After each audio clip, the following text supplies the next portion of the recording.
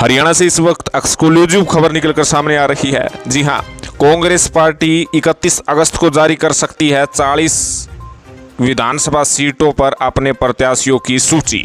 जी हां, दिल्ली पहुंच चुके हैं नाम। बिना संकट वाली सीटों पर पहले तय होंगे नाम। इस वक्त की बड़ी खबर है, ध्यान से इस वीडियो को शुरू से अंत तक देखिएगा।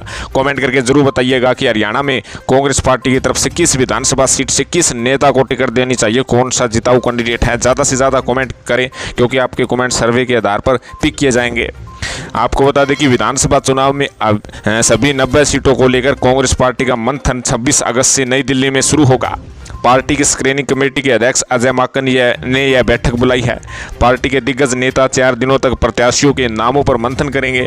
संभावना जताई जा रही है कि 4 दिन के मंथन के बाद 31 अगस्त को पार्टी 40 सीटों के लगभग अपनी पहली सूची जारी कर सकती है। पहली सूची में उन नामों को शामिल किया जाएगा जिनके टिकटों पर संकट नहीं है, जिनसे सभी नेता सहमत हैं। उन 40 सीटों पर कांग्रेस पार्टी पहली सूची जारी करेगी। शेष जो 50 सीटों के लिए कांग्रेस पार्टी जो है 3 से 4 सूची आने की संभावना है।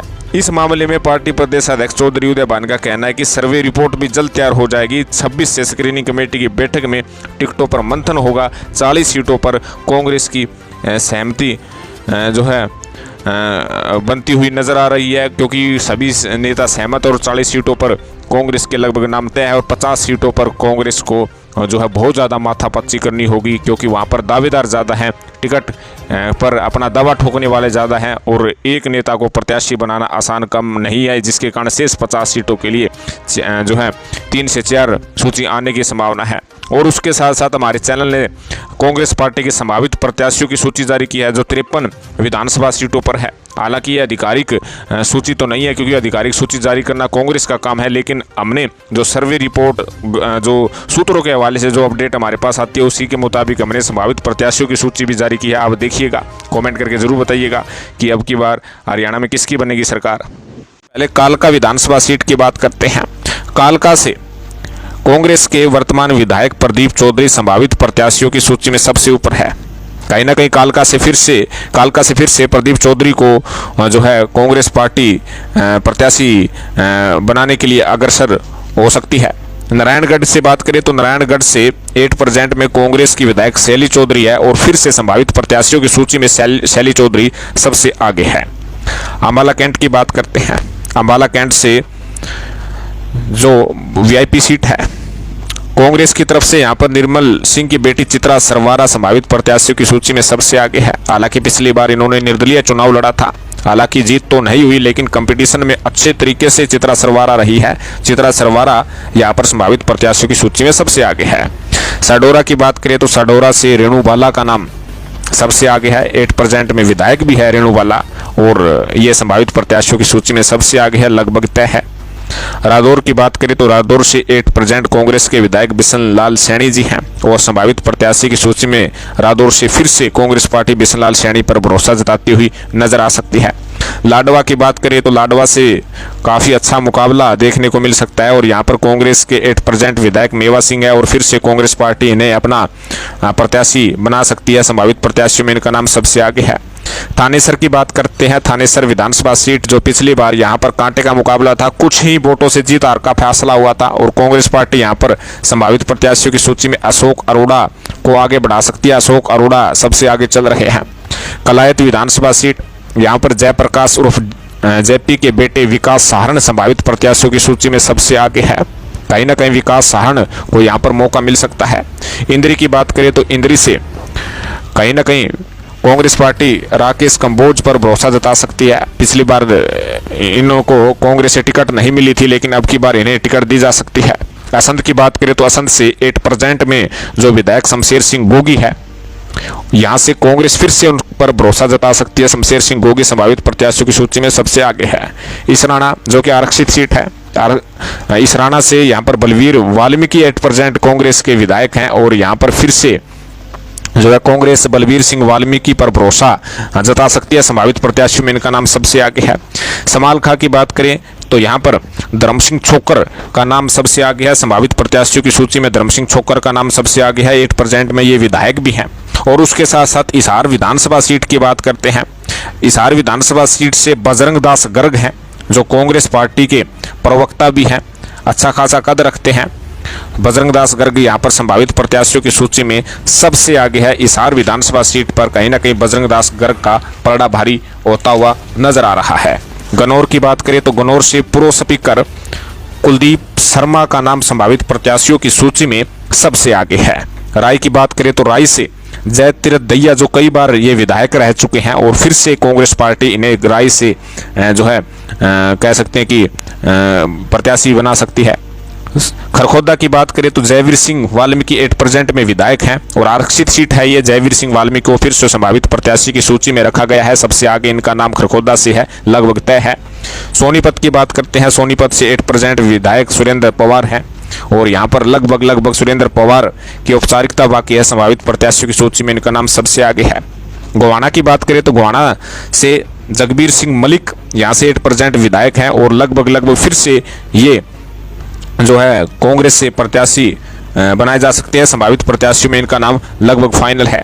बड़ौदा की बात करते हैं, बड़ौदा से उपचुनाव में भालू जी ने जीत दर्ज की थी। इंदुराज भालू फिर से यहां से कांग्रेस पार्टी की तरफ से प्रत्याशी हो सकते हैं। संभावित प्रत्याशियों में इनका नाम सबसे आगे है। सफीदों की बात करते हैं, सफीदों से सुभाष गांगुली जो 8% में विधायक है, इनका नाम संभावित प्रत्याशियों की सूची में सबसे आगे है। उचाना कला की बात करते हैं, उचाना कला से पूर्व सांसद ब्रिजेंद्र सिंह कांग्रेस पार्टी की तरफ से प्रत्याशी हो सकते हैं। संभावित प्रत्याशियों की सूची में इनका नाम सबसे आगे है। हालांकि लोकसभा चुनाव में इनकी टिकट कट गई थी, लेकिन ब्रिजेंद्र सिंह को कांग्रेस उचाना कला से टिकट देने की तैयारी में हो सकती है। कालावाड़ी की भी बात करें तो 8% में विधायक शिषपाल कहरवाला है और उनके कामकाज से कांग्रेस संतुष्ट नजर भी आ रही है। और सिरसा जिले में जिस प्रकार से कांग्रेस ने लोकसभा चुनाव में प्रदर्शन किया था, कालावाली से शिषपाल कहरवाला सबसे मजबूत संभावित प्रत्याशियों की सूची में शामिल है। टिकट इनकी फाइनल बताई जा रही है।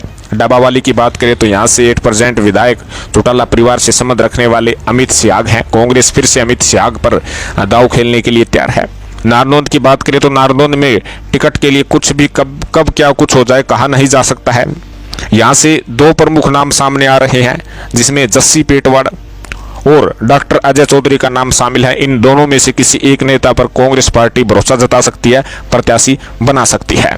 लोहारू की बात करें तो लोहारू से संभावित प्रत्याशियों की सूची में राजवीर फरटिया का नाम सबसे आगे जो है बताया जा रहा है। संभावित प्रत्याशियों की सूची में सबसे आगे है।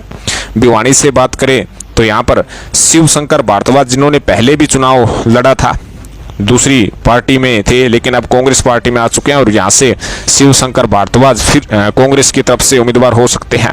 तो शाम जो कि वीआईपी सीट है, किरण चौधरी के बीजेपी में जाने के बाद कांग्रेस पार्टी यहाँ से बंसीलाल के पोते अनिरुद्ध चौधरी को मैदान में उतार सकती है। संभावित प्रत्याशी की सूची में इनका नाम सबसे आगे है। मैम की बात करें तो मैम से आनंद सिंह दागी के बेटे बलराम दागी पर दाव कांग्रेस पार्टी खेल सकती है। संभावित प्रत्याशी की सूची में उनका नाम सबसे आगे है। गढ़ी सांपला किलोई से एकमात्र नेता पूर्व सीएम भूपेंद्र सिंह हुड्डा है। यहाँ पर उनका प्रत्याशी बनना लगभग फाइनल है।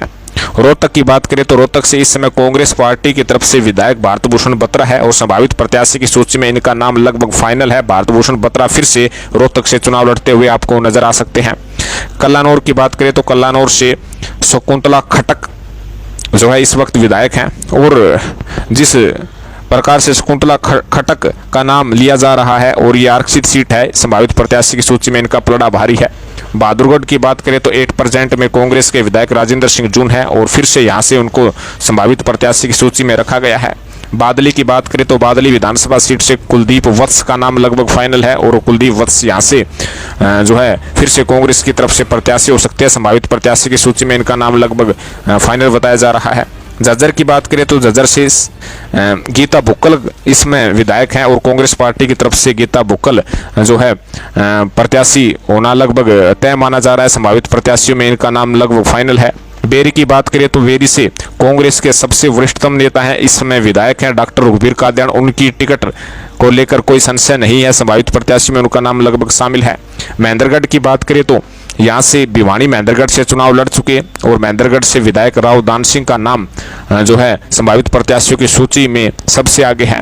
रेवाड़ी से बात करें तो कैप्टन अजय सिंह यादव के बेटे और इस समय जो विधायक है चिरंजीव यादव यहाँ से चुनाव लड़ते हुए नजर आ सकते हैं। संभावित प्रत्याशियों की सूची में इनका नाम लगभग फाइनल है। पुनाना की बात करें तो पुनाना से मोहम्मद इलियास का पलड़ा भारी है, संभावित प्रत्याशियों की सूची में इनका नाम जो है आगे चल रहा है। ओडल की बात करें तो ओडल से जो कांग्रेस पार्टी के जो प्रेसिडेंट भी हैं, प्रदेशाध्यक्ष भी हैं, पूर्व में विधायक भी रह चुके हैं, उदयभान सिंह यहाँ से प्रत्याशी हो सकते हैं, संभावित प्रत्याशियों में इनका नाम शामिल है। पलवल की बात करते हैं। पलवल से आपको बता दें कि 6 बार के विधायक पूर्व मंत्री कर्ण दलाल का संभावित प्रत्याशियों के नाम में सबसे आगे नाम रखा गया है। फरीदाबाद एनआईटी की बात करें तो वर्तमान में विधायक नीरज शर्मा है और नीरज शर्मा पर फिर से कांग्रेस पार्टी भरोसा जता सकती है और ये फिर से चुनाव लड़ते हुए नजर आ सकते हैं। संभावित प्रत्याशियों की सूची में इनका एकमात्र नाम हम रख रहे हैं। नू की बात करें तो नू से जो विपक्षी पार्टी के उपनेता हैं, विधानसभा के विपक्ष के उपनेता जिसे हम कह सकते हैं, आफ्ताब अहमद, इनकी टिकट पर कोई संशय नहीं है, इनकी टिकट भी संभावित प्रत्याशी के तौर पर लिया जा रहा है। सीट से रणदीप सिंह सुरजेवाला जो इस वक्त राज्यसभा सांसद भी है, अगर राज्यसभा सांसद का पेच फंसता है और यहाँ से हाईकमान इनकार कर देता है तो रणदीप सुरजेवाला अपने बेटे या अपने परिवार के किसी सदस्य को यहाँ से चुनाव लड़वा सकते हैं। यानी कैथल से रणदीप सुरजेवाला या इनके परिवार का सदस्य कोई भी चुनाव लड़ सकता है। एर्नाबाद विधानसभा सीट की बात करें तो यहाँ से भारत सिंह बेनीवाल का दावा मजबूत है, संभावित प्रत्याशियों की सूची में इनका नाम सबसे आगे है एर्नाबाद सीट से। जी हाँ, भवानीखेड़ा की बात करें तो भवानीखेड़ा में अब की बार कांग्रेस पार्टी यहाँ पर परिवर्तन कर सकती है और यहाँ पर मास्टर सतबीर रतेरा का दावा संभावित प्रत्याशियों की सूची में सबसे मजबूत नजर आ रहा है। बावल की बात करें तो बावल विधानसभा सीट से पूर्व मंत्री एमएल रंगा संभावित प्रत्याशियों की सूची में सबसे आगे है। बावल सीट से कांग्रेस पार्टी पुनः एमएल रंगा पर जो है दाव खेलने के लिए तैयार है। तीगांव की बात करें तो तीगांव से पूर्व में भी प्रत्याशी रह चुके हैं और अच्छा खासा प्रभाव भी जमाए हुए हैं। ललित नागर को फिर से तीगांव से जो है प्रत्याशी बनाया जा सकता है, संभावित प्रत्याशी की सूची में इनका नाम सबसे आगे है। पंचकुला की बात करें तो पंचकुला से चंद्रमोहन का नाम सबसे आगे है, क्योंकि यहाँ से भी पहले भी चुनाव लड़े थे तो 2019 में ज़्यादा डिफरेंस से हार उनकी नहीं हुई थी, तो चंद्रमोहन को फिर से यहाँ पर मौका मिल सकता है। सिरसा की बात करें तो सिरसा विधानसभा सीट बहुत अहम है और कांग्रेस पार्टी से यहाँ पर इस समय वीरबान मेहता का दावा मजबूत है, संभावित प्रत्याशियों की सूची में इनका दाव बहुत ज़्यादा मजबूत है। यदि फतेहाबाद विधानसभा सीट की बात करें, हालांकि फतेहाबाद में काफ़ी कांग्रेसी नेता हैं जो टिकट के लिए अपना दावा मजबूत कर रहे हैं, लेकिन इस समय बलवान दौलतपुरिया का दाव सबसे मजबूत है, संभावित प्रत्याशियों की सूची में उनका नाम सबसे आगे है। अटेली विधानसभा सीट की बात करें तो अटेली से राव नरेंद्र सिंह का दाव मजबूत है, संभावित प्रत्याशियों की सूची में इनका नाम सबसे आगे है। सोहना की बात करते हैं। सोहना विधानसभा सीट से कांग्रेस पार्टी के वर्किंग प्रेसिडेंट जिसे कार्यकारी प्रदेशाध्यक्ष भी कहते हैं जितेंद्र भारद्वाज को मौका मिल सकता है, संभावित प्रत्याशियों की सूची में उनका नाम सबसे मजबूत है। बड़खल की बात करें तो बड़खल से महेंद्र प्रताप सिंह के बेटे विजय प्रताप सिंह यहाँ से फिर से चुनाव लड़ सकते हैं और संभावित प्रत्याशियों की सूची में उनका दावा सबसे मजबूत है।